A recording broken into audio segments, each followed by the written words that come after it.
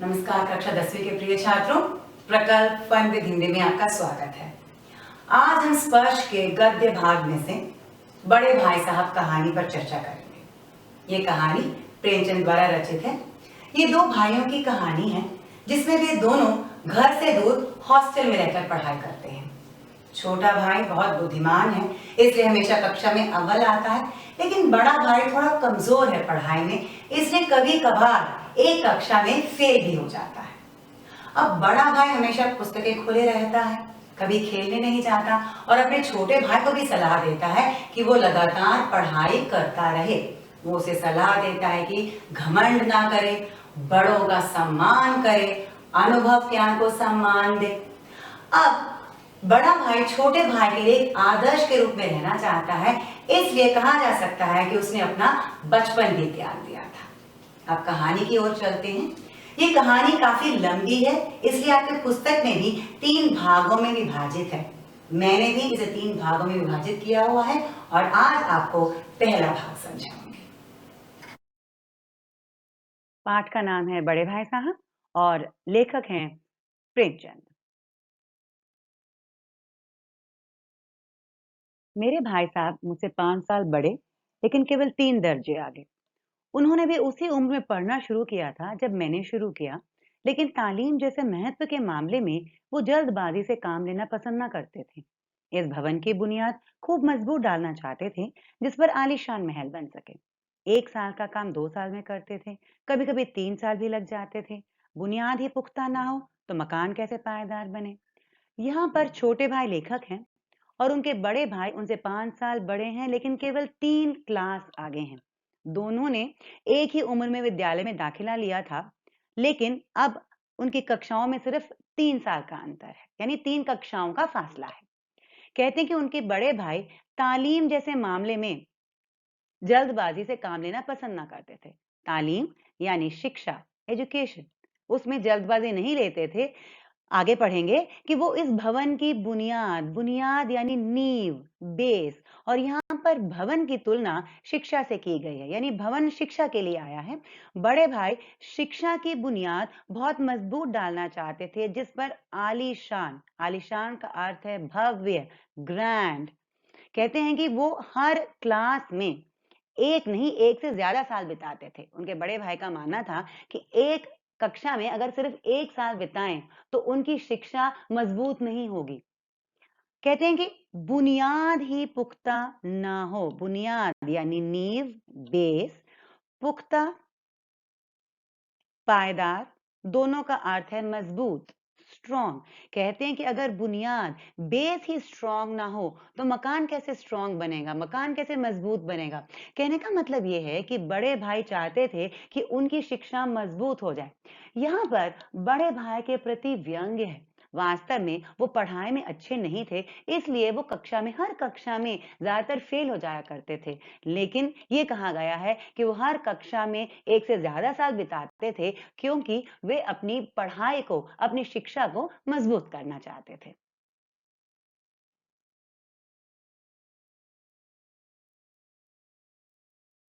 मैं छोटा था, वो बड़े थे।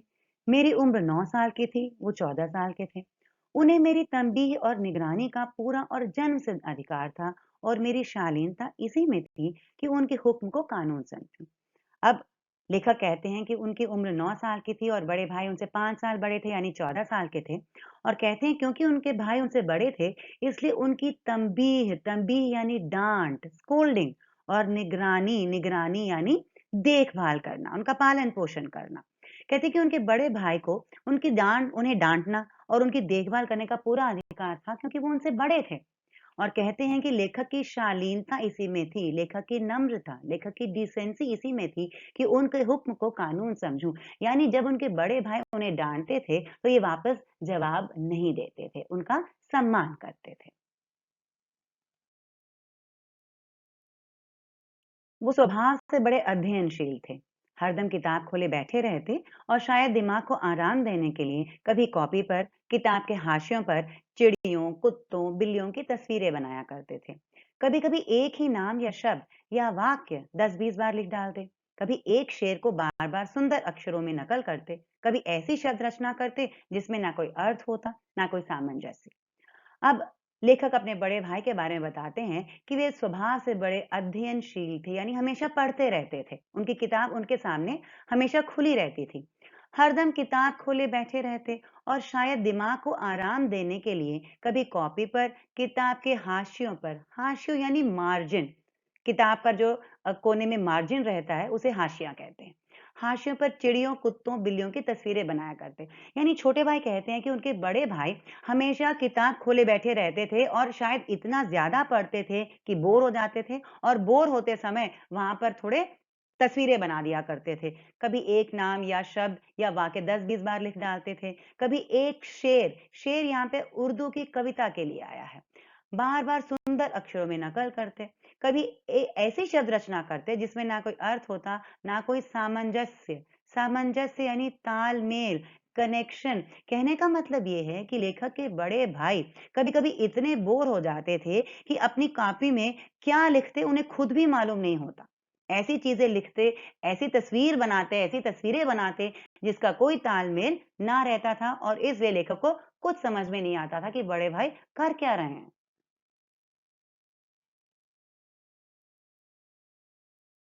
मसलन एक बार उनकी कॉपी पर मैंने ये इबारत देखी, स्पेशल, अमीना, भाइयों भाइयों, दरअसल, भाई भाई, राधे श्याम, श्रीयुत राधे श्याम, 1 घंटे तक। इसके बाद एक आदमी का चेहरा बना हुआ था। मैंने बहुत चेष्टा की कि इस पहेली का कोई अर्थ निकालूं, लेकिन असफल रहा और उनसे पूछने का साहस ना हुआ। वह 9वीं जमात में थे, मैं 5वीं में। उनकी रचनाओं को समझना मेरे लिए छोटा मुंह बड़ी बात थी।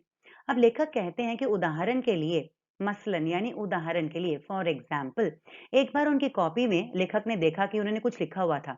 इबारत, इबारत यानी लेख, राइटिंग। और क्या लेख, ये लेखक के समझ में कुछ नहीं आया। पता नहीं इतनी सारी चीजें लिखी हुई थी, कई शब्द लिखे हुए थे और उन सब में कोई तालमेल नहीं था।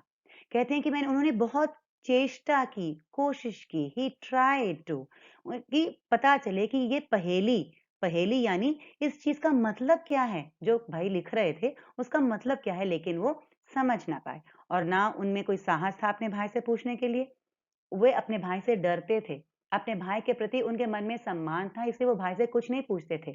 और उनका मानना था कि उनके भाई बहुत बड़े हैं, 9वीं कक्षा में हैं, वो सिर्फ 5वीं कक्षा में, और उनके बड़े भाई की बातों को समझना छोटा मुंह बड़ी बात थी। यहाँ पर छोटा मुंह बड़ी बात मुहावरा है, जिसका मतलब है कि शक्ति से बाहर बात करना, यानी अपनी औकात के बाहर बात करना। तो इसलिए लेखक अपने बड़े भाई से कुछ नहीं पूछते थे, क्योंकि उनको मालूम था कि उनके भाई बहुत बड़े हैं, और उन्हें लगता था कि उनके बड़े भाई बहुत ज्यादा बड़े हैं और उनकी बातें छोटे भाई को यानी लेखक को समझ में नहीं आएंगी।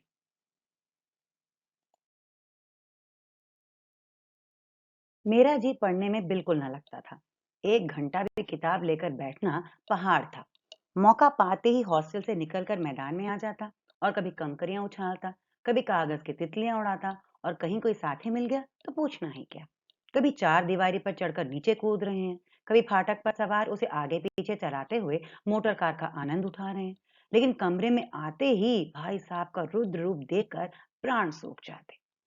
अब लेखक बताते हैं कि उनके बड़े भाई तो पढ़ते रहते थे, लेकिन उन्हें पढ़ने का बिल्कुल शौक नहीं था।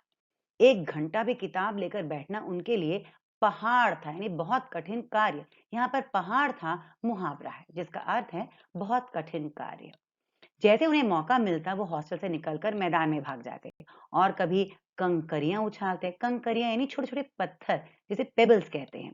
कभी कागज की तितलियां उड़ाते, और कहीं कोई दोस्त मिल गया तो बस पूछिए मत, वो तो बहुत ज्यादा ही खेलने लगते फिर। कभी चार दीवारी पर चढ़कर, चार दीवारी यानी बाउंड्री वॉल पर चढ़कर नीचे कूद रहे हैं, ऊपर से नीचे कूदते। कभी फाटक पर सवार होकर उसे आगे पीछे करते। फाटक यानी गेट। तो क्या करते थे ये बच्चे कि एक बच्चा फाटक पर चढ़ जाता था और दूसरा बच्चा उसे झुलाता था। जैसे कई मोटर कार में जाते हैं ना, तो बच्चों को लगता है कि वो मोटर कार में बैठे हुए हैं। और फिर जैसे ही कमरे में आते हैं, भाई का रुद्र रूप देखकर, रुद्र रूप यानी गुस्से से भरा हुआ रूप देखकर प्राण सूख जाते, प्राण सूख जाते मुहावरा है, जिसका मतलब है बहुत ज्यादा डर जाना। पूरी शाम वो मैदान में खेलते रहते, लेकिन जैसे एक कमरे में वापस आते और भाई को देखते, तो वो डर जाते कि पता नहीं अब भाई क्या कहने वाले हैं। उनका पहला सवाल ये होता, "कहाँ थे?" हमेशा यही सवाल इसी ध्वनि में पूछा जाता था और इसका जवाब मेरे पास केवल मौन था। ना जाने मेरे मुंह से यह बात क्यों ना निकलती कि ज़रा बाहर खेल रहा था। मेरा मौन कह देता कि मुझे अपना अपराध स्वीकार है और भाई साहब के लिए उसके सिवा और कोई इलाज ना था कि स्नेह और रोष से मिले हुए शब्दों से मेरा सत्कार करें। अब लेखक कहते हैं कि जब भी वो खेल कर वापस आते, तो उनके भाई उनसे सबसे पहले यही सवाल पूछते, "कहाँ थे?" और हमेशा यही सवाल पूछते और एक ही आवाज़ में पूछते थे। और जब भी वो ये सवाल पूछते, लेखक हमेशा चुप रह जाते। मौन रहना यानी चुप रह जाना। हमने पहले भी पढ़ा था कि लेखक कभी भी उल्टा जवाब नहीं देते थे। वो अपने भाई का सम्मान करते थे, उनसे डरते थे, तो कभी उल्टा जवाब नहीं देते थे। और कहते हैं कि क्योंकि वो चुप रहते थे, इसलिए बड़े भाई को भी पता था कि वो खेल कर ही वापस आ रहे हैं और छोटे भाई को भी लगता था कि उन्होंने बहुत बड़ा अपराध किया था और वो इस अपराध को अब मानते हैं। और बड़ा भाई क्या करता था? स्नेह यानी प्रेम और रोष यानी गुस्सा। स्नेह और गुस्से से मिले हुए शब्दों से इसका सत्कार करते थे। सत्कार का मतलब है सम्मान, लेकिन यहाँ पर व्यंग्यात्मक रूप में कहा गया है क्योंकि बड़े भाई जो थे वो छोटे भाई को डाँटते थे, लेकिन बड़े प्रेम से।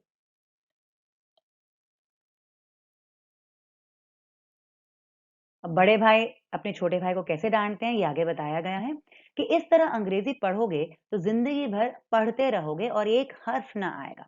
अंग्रेज़ी पढ़ना कोई हँसी खेल नहीं है कि जो चाहे पढ़ ले। नहीं, ऐरा-गैरा, नत्थू-खैरा सभी अंग्रेज़ी के विद्वान हो जाते।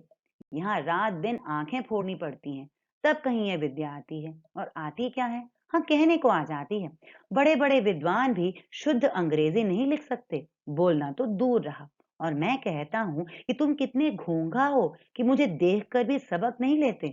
मैं कितनी मेहनत करता हूँ, तुम अपनी आँखों से देखते हो। अगर नहीं देखते तो ये तुम्हारी आँखों का कसूर है, तुम्हारी बुद्धि का कसूर है। अब बड़ा भाई जो है छोटे भाई से कहता है कि तुम ऐसे ही खेलते रहे तो पढ़ाई बिल्कुल नहीं कर पाओगे और अंग्रेज़ी तो तुम्हें बिल्कुल नहीं आ पाएगी। कहते हैं तुम्हें अंग्रेज़ी का एक हर्फ भी नहीं आएगा, हर्फ यानी एक भी अक्षर नहीं आएगा। कहते हैं अंग्रेज़ी कोई हँसी खेल में नहीं पढ़ी जा सकती, नहीं तो ऐरा गैरा नत्थू खैरा ये एक मुहावरा है जिसका मतलब है हर कोई साधारण आदमी। कहते हैं कि अगर ये आसान चीज़ होती तो हर साधारण आदमी अंग्रेज़ी बोल पाता, लिख पाता। कहते हैं अंग्रेज़ी पढ़ने के लिए आँखें फोड़नी पड़ती हैं, यानी बहुत ध्यान से पढ़ना पड़ता है। फिर भी हर एक को अंग्रेज़ी नहीं आ पाती। शुद्ध अंग्रेज़ी कोई नहीं लिख पाता, तो बोल तो कोई नहीं सकता। कहते हैं कि तुम कितने घोंघा हो। अपने छोटे भाई को वो घोंघा कहते हैं। घोंघा यानी स्नेल। और स्नेल की खासियत क्या होती है? बहुत धीरे चलता है। तो बड़ा भाई छोटे भाई से कहता है कि तुम बुद्धू हो, तुम चीजें जल्दी से नहीं समझ पाते हो। तुम देखते हो कि मैं कितनी मेहनत करता हूँ, फिर भी हर कक्षा में मैं फेल हो जाता हूँ। तो इससे तो कोई सबक लो, पढ़ाई करो, खेल में अपना समय बर्बाद मत करो। भाई साहब की डाँट यहाँ खत्म नहीं हुई। आगे कहते हैं कि इतने मेले तमाशे होते हैं, मुझे तुमने कभी देखने जाते देखा है? रोज़ एक क्रिकेट और हॉकी मैच होते हैं। मैं पास नहीं फटकता, हमेशा पढ़ता रहता हूँ। उस पर भी एक-एक दर्जे में 2-2 3-3 साल पढ़ा रहता हूँ। फिर भी तुम कैसे आशा करते हो कि तुम यूँ खेल-कूद में वक़्त गँवाकर पास हो जाओगे? मुझे तो 2 ही 3 साल लगते हैं। तुम उम्र भर इसी दर्जे में पढ़े सड़ते रहोगे। अगर तुम्हें इस तरह उम्र गंवानी है, तो बेहतर है घर चले जाओ और मज़े से गुल्ली-डंडा खेलो। दादा की गाढ़ी कमाई के रुपए क्यों बर्बाद करते हो? अब बड़ा भाई छोटे से कहता है कि हमेशा क्रिकेट मैच होते हैं, हॉकी मैच होते हैं, मेले होते हैं, तमाशे होते हैं और वो कभी कहीं नहीं जाते, हमेशा पढ़ते रहते हैं, फिर भी फेल हो जाते हैं। कहते कि अगर तुम मुझे देखकर समझते नहीं हो, तो क्या फ़ायदा? तुम कैसे आशा कर सकते हो? तुम ये कैसे सोच सकते हो कि खेल-कूद में वक़्त गँवाकर यानी वक़्त बर्बाद करके तुम पास हो जाओगे? बड़े भाई कहते हैं कि मैं इतना पढ़कर भी हर कक्षा में 2 या 3 साल बिताता हूँ, लेकिन तुम तो बिल्कुल पढ़ाई नहीं करते, तो उम्र भर एक ही कक्षा में पड़े रहोगे। और आगे कहते हैं कि अगर खेलना ही है, तो घर चले जाओ, वहां जाकर मजे से गुल्ली डंडा खेलो। दादा की दादा यहाँ पर पिताजी के लिए आया है। गाढ़ी गाढ़ी यानी मेहनत की। तो कहते हैं कि पिता की मेहनत की कमाई क्यों बर्बाद करते हो। अब पिताजी दोनों भाइयों को हॉस्टल में रहकर पढ़वाते थे।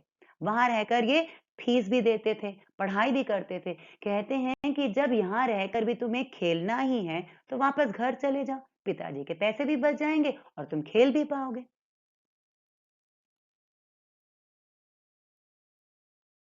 बड़े भाई के डांटने पर छोटे भाई की क्या प्रतिक्रिया होती, ये आगे बताया गया है कि मैं ये लताड़ सुनकर आंसू बहाने लगता।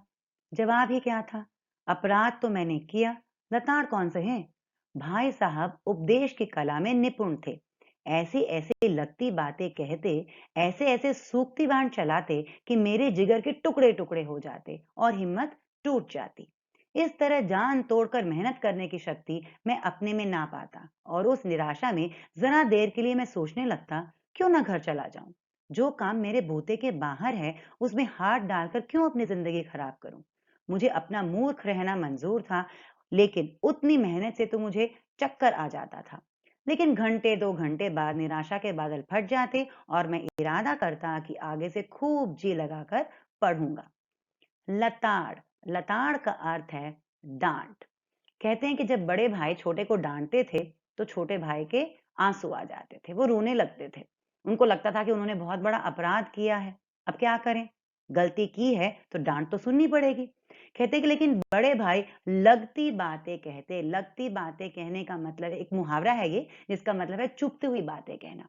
ऐसी बात कह देना जो जी को चुभ जाए, दिल में लग जाए। और ऐसे ऐसे सूक्ति बाण चलाते। सूक्ति बाण चलाने का भी मतलब है, ये एक मुहावरा है जिसका मतलब है कि तीखी बातें कहना, दिल को लग जाने वाली बातें कहना।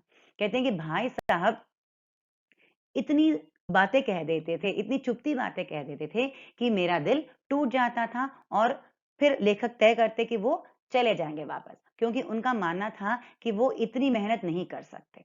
ये उनके बूते के बाहर है। बूते के बाहर भी मुहावरा है जिसका मतलब है उनकी क्षमता से बाहर है। उनका सोचना था कि वो अपनी ज़िंदगी खराब नहीं कर सकते। उनका मानना था कि अगर वो पढ़ाई करेंगे तो उनकी ज़िंदगी खराब हो जाएगी। वो खेलने में ही अपना वक़्त बिताना चाहते थे। लेकिन कुछ समय बाद निराशा के बादल हट जाते, यानी फिर से वो आशावादी हो जाते और वो इरादा कर लेते थे, यानी वो पक्का निश्चय कर लेते थे कि वो अब पढ़ाई करेंगे और दिल लगाकर पढ़ाई करेंगे।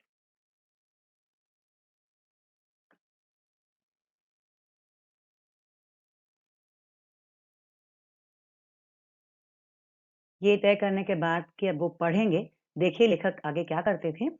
चटपट एक टाइम टेबल बना डालता। बिना पहले से नक्शा बनाए कोई स्कीम तैयार किए काम कैसे शुरू करूं।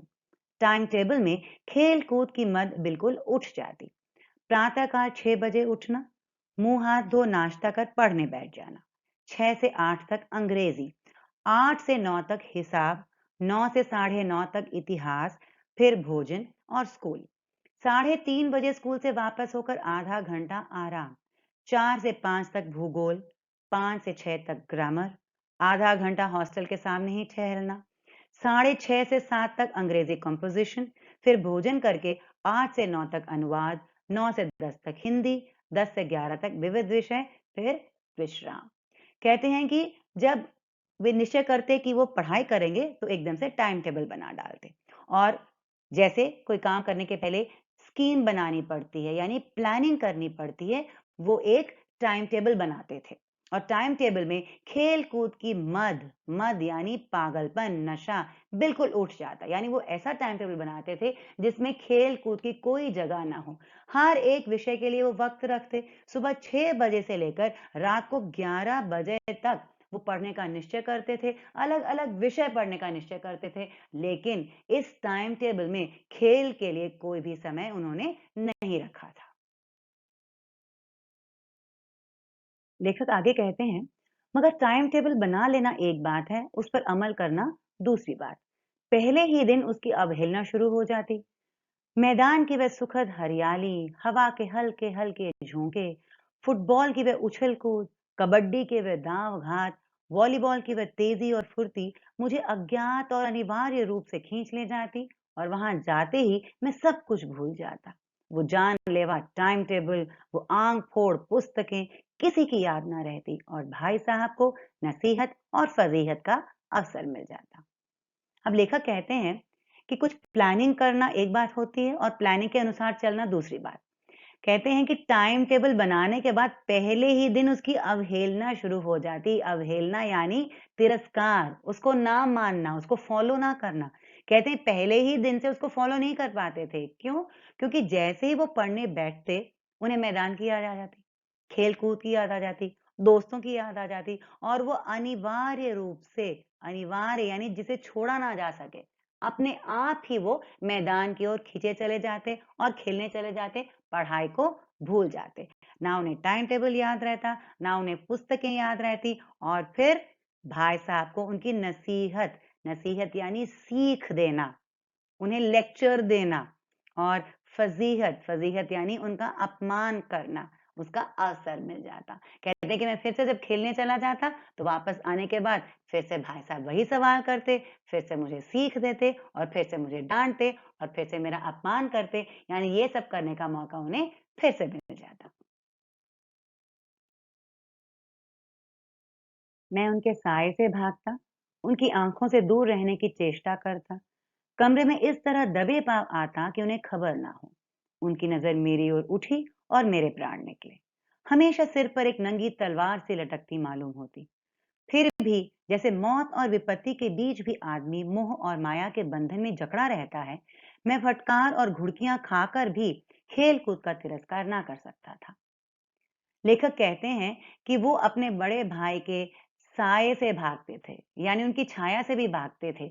उन्हें डर लगता था, क्योंकि वो खेल के आते थे, उन्हें पता था कि वो गलत काम कर रहे हैं, इसलिए जब खेल कर वापस आते थे, तो बड़े भाई की नज़रों से बचने की कोशिश करते थे। वो दबे पाँव आता मुहावरा है, यानी बहुत धीरे-धीरे आता, इस प्रकार आता कि कोई आवाज़ ना आए।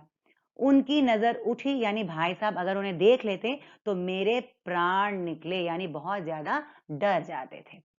हमेशा सिर पर एक नंगी तलवार से लटकती मालूम होती थी। नंगी तलवार से लटकना भी एक मुहावरा है, यानी मौत को अपने सामने देखना, मौत का खतरा हमेशा रहना।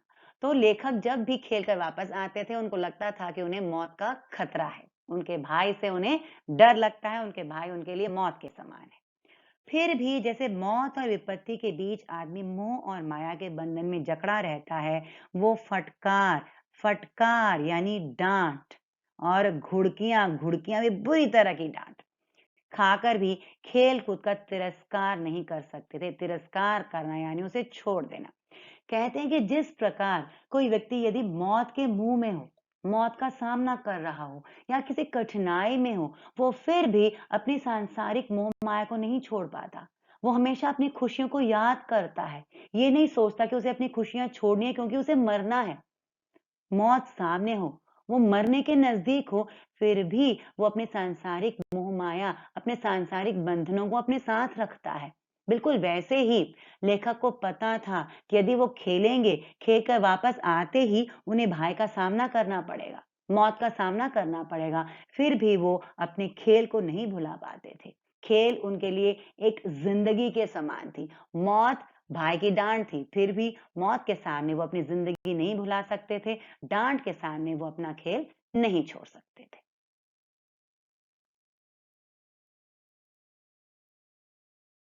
पाठ का जितना भाग हमने अभी तक पढ़ा और समझा है, उसमें से संभावित प्रश्न देख लेते हैं। पहला प्रश्न है, लेखक और उनके भाई की उम्र क्या थी? वे किस कक्षा में पढ़ते थे? दूसरा, बड़ा भाई पढ़ाई करते समय अपना मन बहलाने के लिए क्या करता था? तीसरा, लेखक अपना समय किस प्रकार बिताते थे? चौथा, अंग्रेजी के बारे में बड़े भाई की क्या राय थी? पांचवा, छोटे भाई के बनाए हुए टाइम टेबल पर प्रकाश डालिए। छठा, क्या छोटा भाई टाइम टेबल पर अमल कर पाता? क्यों? और सातवां और आखिरी प्रश्न, बड़े भाई के डांटने पर छोटे भाई की क्या प्रतिक्रिया होती?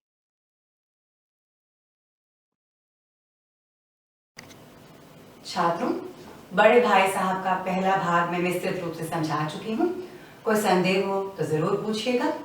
इसी पाठ का दूसरा भाग अगले वीडियो में समझाऊंगी। अब मैं विदा लेना चाहती हूँ। नमस्कार।